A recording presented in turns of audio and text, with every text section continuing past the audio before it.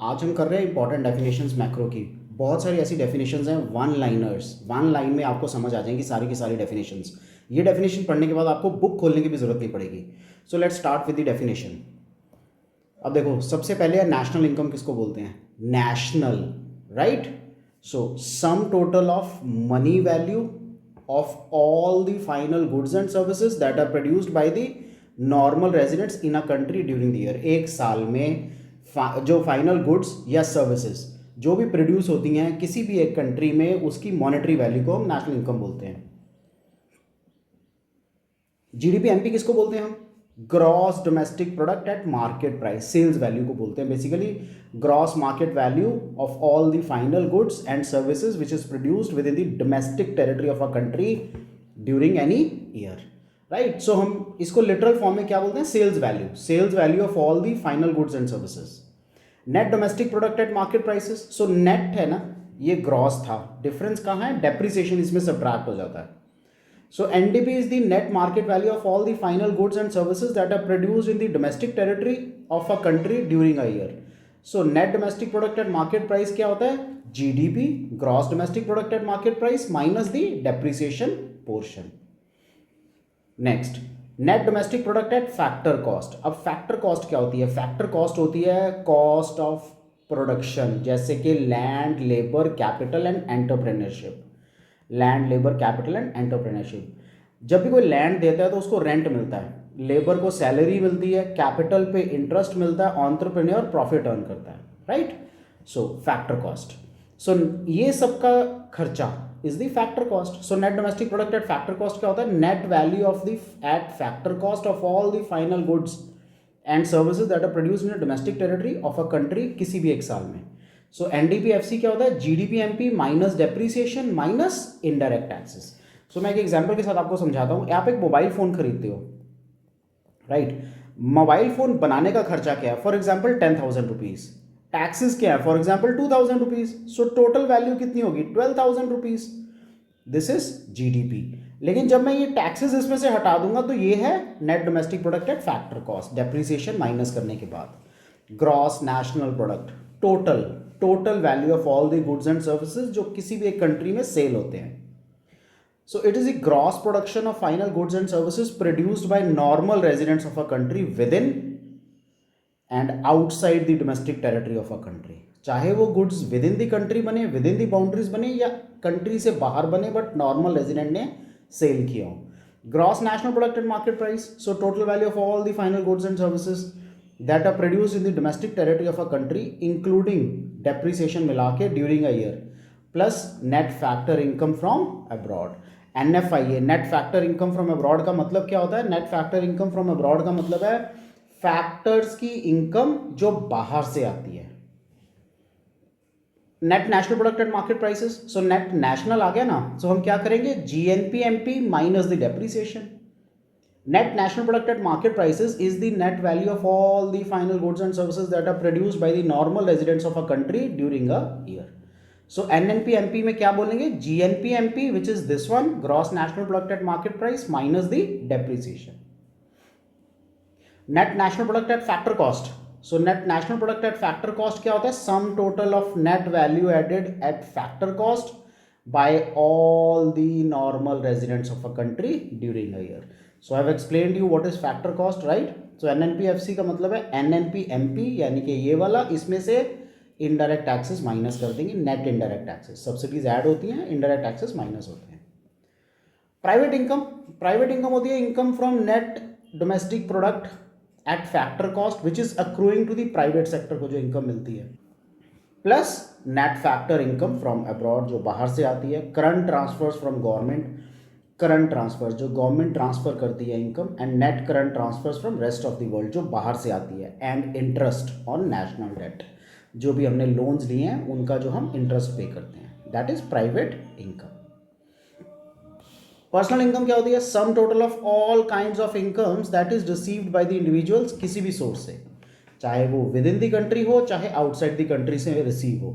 So for example if I take my example, मेरे को अगर within the country income आ रही है प्लस मेरे को आउटसाइड द कंट्री से भी कोई इनकम आ रही है, दैट मे बी ना income of a factor cost, so वो पर्सनल इनकम है। अब पर्सनल इनकम कैसे कैलकुलेट होती है, हमने पीछे प्राइवेट इनकम पढ़ी है ना, कैसे होती है कैलकुलेट, उसमें से अनडिस्ट्रीब्यूटेड प्रॉफिट्स और कॉर्पोरेट टैक्स को हम सब्ट्रैक्ट कर देते हैं। पर्सनल डिस्पोजेबल इनकम, अब डिस्पोजेबल होता है जो आप खर्चा कर सकते हो। सो पर्सनल इनकम यानी कि जो आपके पास इनकम आई है ये वाली, उसमें से टैक्सेस आपने माइनस कर दिए, कोई भी टैक्सेस हो, कोई फीस एंड फाइन्स माइनस कर दिए, बाकी की इनकम कौन सी है, जो आप खर्चा कर सकते हो, right. National disposable income, so income from all sources जो रेजिडेंट्स ऑफ अ कंट्री को अवेलेबल है ताकि वो कंजम्पशन कर सके या सेविंग कर सके। So gross national product at market price plus net current transfers from rest of the world. Clear है ये सारी डेफिनेशंस नेशनल इनकम की। Next is money. So money क्या होती है, money is anything which is commonly accepted as a medium of exchange. कोई भी ऐसी चीज जिससे आप गुड्स को बाय या सेल कर सकते हो, लेकिन गुड्स को, सर्विसेज को, right. So medium of exchange है। फॉर्म्स ऑफ मनी क्या है, एक होता है fiat money. Fiat money if you remember, so that money which is issued by the order of the government. आपको याद होगा वो लीगल टेंडर वर्ल्ड कितना फेमस हुआ था। सो गवर्नमेंट कहती है कि ये particular currency note is a legal tender, that particular currency note no longer remains a legal tender. Fiduciary money, अब फिड्यूशरी काइंड ऑफ एक ऐसा मनी होता है which is accepted as a medium of exchange because of the trust between the payer and the paying. So अगर मैं fiduciary money को अपनी language में बोलूँ तो मैं कहूँगा relationship kind of a money, right. मैंने अगर एक करेंसी इशू की और आप उसको एक्सेप्ट कर लेते हो, so that is a trust that you have in me. Similarly other than the government की बात कर रहे हैं हम लोग, गवर्नमेंट वाली करेंसी तो लीगल टेंडर है, उसको तो हम फिएट मनी बोलते हैं। फिड्यूशरी होती है चेक्स, जो बैंक्स इशू करते हैं चेक, वो फिड्यूशरी मनी है। क्यों, क्योंकि हमें यकीन है कि वो चेक जो है जिस पर्टिकुलर बैंक का है, for example state bank of India और पीएनबी और एनी अदर बैंक, जब वो चेक्स इशू करते हैं तो हमें ये पता होता है कि वो जो चेक्स है वो ऑनर होंगे उस पर्टिकुलर बैंक में। So that is trust. Full bodied money, money value और कम्युनिटी वैल्यू बराबर होती है। इसकी मैं आपको एक एग्जांपल देता हूं। There is no need of quoting this example in the exams, but still for your knowledge and understanding, full bodied और क्रेडिट मनी आपको इससे समझ आ जाएगा। कुछ साल पहले ना 1 रुपी के जो कॉइन्स थे ना वो सिल्वर के आते थे, आजकल शायद लेड के आते हैं जिसके अंदर कुछ माइका वगैरह डला होता है, राइट। सो अगर आप सिल्वर कॉइन को 1 रुपए की कोई चीज़ लेनी है, आप शॉपकीपर को दोगे, वो आपको 1 रुपए की चीज़ ले देगा देन, उस टाइम, उस ज़माने में। लेकिन आज की डेट में जो ये लेड के आते हैं ना, इनमें अगर आप कोई चीज़ लेने जाते हो तो 1 रुपए की चीज़, अगर टॉफ़ी मिलती है, च्युइंगम, रबर, जो भी मिलता है वो आपको मिल जाएगा। सेकेंडली, फुल बॉडीड का मतलब है अगर आप इसको मार्केट में silver as a silver, if you go to a goldsmith, तो वो आपको 1 रुपया फिर भी दे देगा। अगर आप 1 रुपये का लेड वाला सिक्का लेके जाते हो तो वो आपको 2 पैसे, 5 पैसे या 10 पैसे ही देगा गोल्ड स्मिथ उसके, बिकॉज वो लेड है जिसकी प्राइस बहुत कम है, ये सिल्वर था। सो इसको बोलते हैं फुल बॉडीड। अगर 1 रुपये का कॉइन है तो वो 1 रुपये में चलेगा। क्रेडिट मनी होता है उधार। So money value of coins and notes is more than commodity value of coins and notes. So इतना के क्रेडिट कार्ड होता है, उस क्रेडिट कार्ड पे the cost of credit card is not more than 10 rupees और may be 15 rupees, but उसमें limit होती है 5 lakhs, 10 lakhs, 15 lakhs, 50 lakhs, right. So money value of coins and notes is more than the commodity value of coins and notes. Credit उधार मिलता है आपको। Supply of money, actual में money supply कौन कौन करता है? सप्लाई ऑफ मनी एक स्टॉक कंसेप्ट है। इसका मतलब है stock of money that is available with the public और people at any point of time. Stock of money with the government and the banking system of the country is not the part of money supply.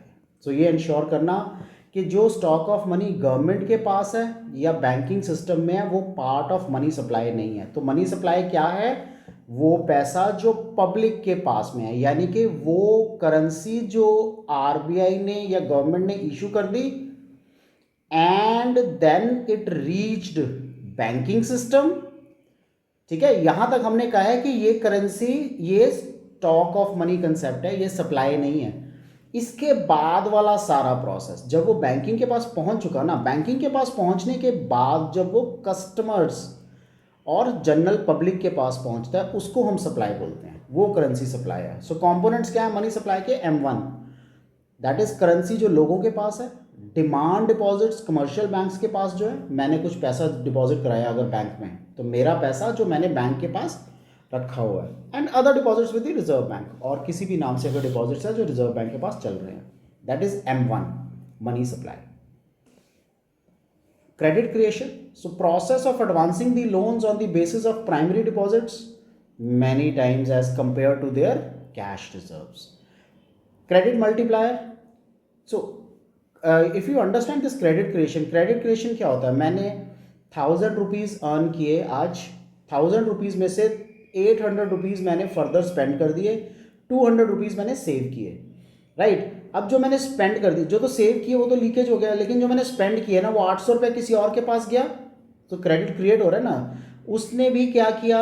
20% यानी कि 160 save कर लिया and 640 consume किया, 640 फिर से market में आ गया। So this is creation of credit. अब क्रेडिट मल्टीप्लायर क्या है? The reciprocal of reserve requirements. It shows how many times of reserve requirements credit can be generated by the bank. So ये बैंक ने कितना generate किया? 1000 रुपया मैंने तो सिर्फ डिपॉजिट किया था, लेकिन बैंक अगर टोटल करेगा तो शायद उसका 5000 रुपीज़ का जनरेशन हो जाएगा। कैसे? क्योंकि मेरे पैसे को उसने बार बार यूटिलाइज किया, जब ज़रूरत थी, जिसको ज़रूरत थी उसके हिसाब से उसने यूटिलाइज किया। That is why we say it is the credit multiplier. So क्या शो करता है? कितने टाइम्स रिजर्व रिक्वायरमेंट्स जनरेट किए हैं बैंक ने।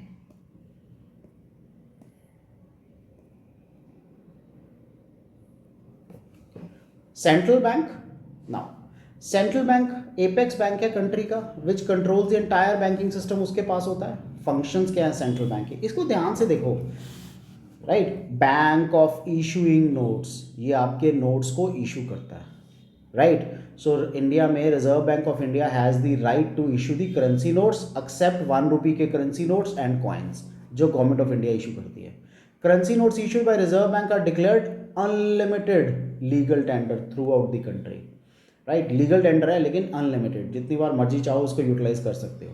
बैंकर टू द गवर्नमेंट है, आरबीआई बैंकर एजेंट एडवाइजर काम करता है गवर्नमेंट ऑफ इंडिया का, स्टेट गवर्नमेंट का, राइट? बैंकर्स बैंक है, सुपरवाइजरी रोल प्ले करता है। RBI accepts deposits of commercial banks and provides loans to the commercial banks. तो कमर्शियल बैंक ये डिपॉजिट्स एक्सेप्ट करता है कमर्शियल बैंक्स के और लोन्स देता है कमर्शियल बैंक को। ये supervisory role for proper compliance of rules, policies और other instructions by the commercial banks. अगर कोई भी कमर्शियल बैंक कुछ ऐसी मिस्टेक कर रहा है which is against the public loss, तो ये सुपरवाइजरी रोल, ये उनको पेनल्टी भी करता है। लेंडर ऑफ लास्ट रिजॉर्ट, जब commercial banks are not able to collect the funds from the market then they require that time RBI, जो उनको लोन देता है कमर्शियल बैंक्स को। Custodian of foreign exchange, India में जितनी भी फॉरेन एक्सचेंज है वो रिजर्व्स मेंटेन करता है RBI. So control on large scale fluctuations in exchange rate ताकि ना हो, इसलिए आरबीआई मेंटेन करता है। Clearing house function, RBI perform करता है function of clearing liability of commercial banks on each other. Clearing house function क्या होता है कि एग्जांपल के साथ आपको समझाता हूँ। मेरे पास फॉर एग्जांपल पंजाब नेशनल बैंक का एक अकाउंट है। पंजाब नेशनल बैंक के एक अकाउंट में मैंने जब चेक काटा तो वो आपका account state bank of India में है या आईसीआईसीआई या एचडीएफसी बैंक में है। आप उस बैंक में जब चेक डालोगे तो वो चेक पीएनबी वाला लेके जाएगा और आईसीआईसीआई बैंक को देगा, या एक ऐसा कॉमन स्पॉट जहाँ पे सब बैंक्स वाले इकट्ठे होंगे, एक रूम ऐसा जहाँ सब बैंक्स वाले इकट्ठे होंगे विद इन दी सिटी, और वहाँ से वो इमीडिएट ले जाएंगे ट्रांसफ़र करने के लिए। इसको हम क्या बोलते हैं? इसको हम कहते हैं क्लियरिंग हाउस फंक्शंस। सो क्लियरिंग करता है, आपके चेक्स की क्लियरिंग करता है ये। Control on credit creation, so monetary policies के थ्रू आरबीआई ये फंक्शन परफॉर्म करता है। आरबीआई यूजेस क्वांटिटेटिव इंस्ट्रूमेंट्स या क्वालिटेटिव इंस्ट्रूमेंट्स, ये सब कामों के लिए। अब देखो कंट्रोल कैसे करता है वो? मॉनेटरी पॉलिसी आरबीआई इशू करता है, fiscal policy government of India issue करती है। Fiscal policy means budget, right? Monetary policy every quarter issue होती है बाय द आरबीआई। अब क्वांटिटेटिव टूल्स क्या हैं? Quantitative number based, right? So ये वो टूल्स हैं which will affect the total volume of money supply in the economy. Liquidity को affect करते हैं ये, लिक्विडिटी बढ़ेगी या घटेगी इससे पता लगता है। तो जैसे बैंक रेट है, सो ये बैंक रेट क्या होता है, आपने डेफिनेशन जरूर पढ़ी होगी, उसमें लिखा हुआ है it is the rate at which the reserve bank is ready to buy और rediscount the bills of exchange और other commercial papers. Reserve bank buy करता है, राइट। कैश रिजर्व रेशो, वो रेशो जो किसी भी बैंक को अपने पास कैश रखने में कंपेल करती है। सो फॉर एग्जांपल, किसी एक ब्रांच है जिसका टोटल जो डिपॉजिट बेस है वो 1 करोड़ का है, लेकिन बैंक को फायदा कब है, जब वो सारा का सारा पैसा लोन में दे दे। अगर वो सारा पैसा लोन में दे देगा तो जिन लोगों ने डिपॉजिट चाहिए वो क्या करेंगे। सो कैश रिजर्व रेशियो रखना जरूरी है, जिसमें एक परसेंटेज ऑफ कैश उसको रखना होता है। So minimum percentage of banks total deposits जो एक commercial bank has to keep with the RBI in the form of cash.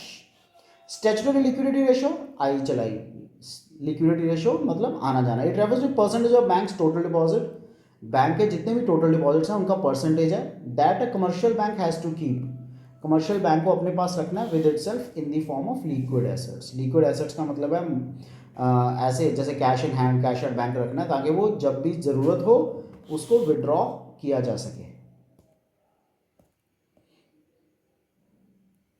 Open market operations, open market क्या होता है, आपने कभी कभी सुना होगा इंडियन रुपी की वैल्यू टू अ डॉलर बहुत ज़्यादा नीचे चली गई है। सो उस टाइम पे आरबीआई ओपन मार्केट ऑपरेशन करता है, यानी कि आरबीआई सेल ऑफ डॉलर करता है, right.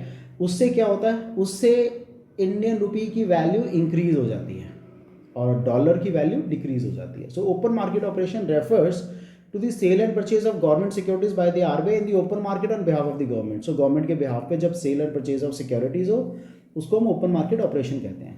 Repurchase option rate, repurchase so interest rate जिस पे RBI lend करता है money to the commercial banks, लेकिन शॉर्ट रन के लिए, इसको हम रेपो रेट कहते हैं, repurchase option. Reverse repurchase, reverse repo, so repo में क्या होता है, इंटरेस्ट रेट जिस पे RBI lend करता है, RBI लोन देता है कमर्शियल बैंक्स को। रिवर्स रेपो होता है जिसमें commercial banks can deposit their excess funds with the RBI और सेंट्रल बैंक, ये वो रेट है, ठीक है। नेक्स्ट इज क्वालिटेटिव टूल्स, अभी तो क्वांटिटेटिव किया, क्वांटिटेटिव मतलब number, mathematical figure, numerical based, qualitative मतलब feature, attribute, characteristic based. So it refers to the tool which do not affect the volume of money supply in the economy, but they can affect the direction of money supply. Right, ये कितना पैसा आएगा वो number को affect नहीं करते but direction को affect करते हैं। जैसे मार्जिन रिक्वायरमेंट्स है, सो मार्जिन रिक्वायरमेंट का एक सिंपल एग्जांपल आपको देता हूँ। आप एक बैंक के पास गए हो, बैंक को बोला कि मेरे को 10 लाख का लोन चाहिए। अब आज तक बैंक 8 लाख देता था, अगर आप 10 लाख मांगने जाते थे तो आज से बैंक ने क्या शुरू किया, 6 लाख, राइट। सो वो टूल जिससे difference between the value of asset जो मॉर्टगेज हुआ and the amount of loan increase हो जाए, दैट इज मार्जिन रिक्वायरमेंट, और डिक्रीज हो जाए, that is even margin requirement. अगर वो मार्जिन रिक्वायरमेंट बैंक इंक्रीज कर देता है या मार्जिन रिक्वायरमेंट डिक्रीज कर देता है, इससे क्या होता है, इससे लिक्विडिटी अफेक्ट होती है।